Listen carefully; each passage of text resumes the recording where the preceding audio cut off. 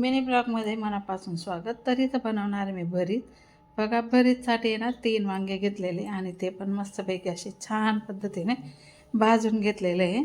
तर बघा, इथं शेंगदाणे घेतले, टमॅटो घेतले, लसूण घेतलेले, त्यानंतर हे बाकीचं खिचडीसाठी आहे, वाटाणे, बटाटे वगैरे, आणि भरीतसाठी आहे ना कोथिंबीर, आणि हे आता आहे ना लसूण आणि अद्रक कुटून घेते. आता इथं भाकरी पण करून घेतलेलं आहे मी. त्यानंतर भरीतची साल पण काढून घेतलेली आहे वांग्यांची, आणि इथं भरीत मस्तपैकी मॅश करून घ्यायचं आहे. भाकरी आता 2 भाकरी करून घेतलेल्या आहेत. थोडी खिचडी बनवायची आहे आणि त्यानंतर हे भरीत आता मस्तपैकी मॅश करून घेतलेलं आहे. कोथिंबीर धुवायला ठेवलेली, कोथिंबीर पण मस्तपैकी आता धुवून कापून घ्यायची. भाकरी वगैरे सर्व काय आता इथं झालेले.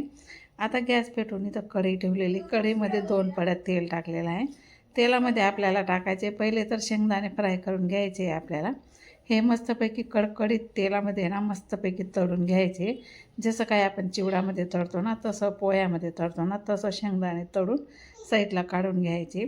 त्यानंतर आपल्याला हिंग घ्यायचा आहे, पण त्याआधी आपल्याला इथं कांदे टाकायचे, कारण की तापलेल्या तेलामध्ये हिंग आहे ना जळून जातो, त्यासाठी. त्यानंतर हिंग टाकलं आणि त्यानंतर आता जिरं टाकलं, आणि हे सर्व साहित्य छान मस्त असं आपल्याला इथं पहिले परतून घ्यायचं आहे.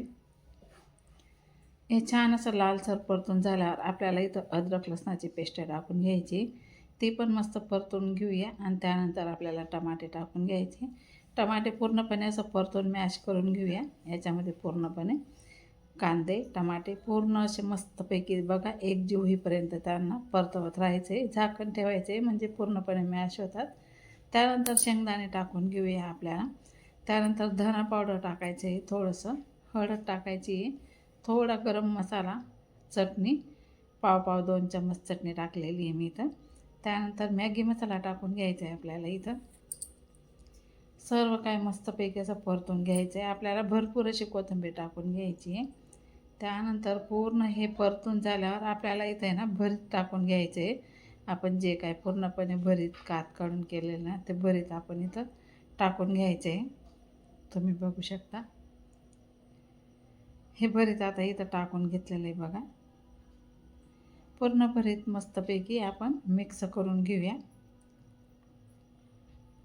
तर चला, इथं मस्त चमचमीत झणझणीत भरीत आपलं इथं तयार झाले खाण्यासाठी. भाकरी पण केल्या गेल्या, खिचडी पण केली गेली. या सर्वजण जेवण करायला. कसा वाटला आजचा मिनी ब्लॉग कमेंट करून मला नक्की कळवा. चला तर मग भेटू पुढच्या मिनी ब्लॉगमध्ये. बाय बाय सर्व ताईंना.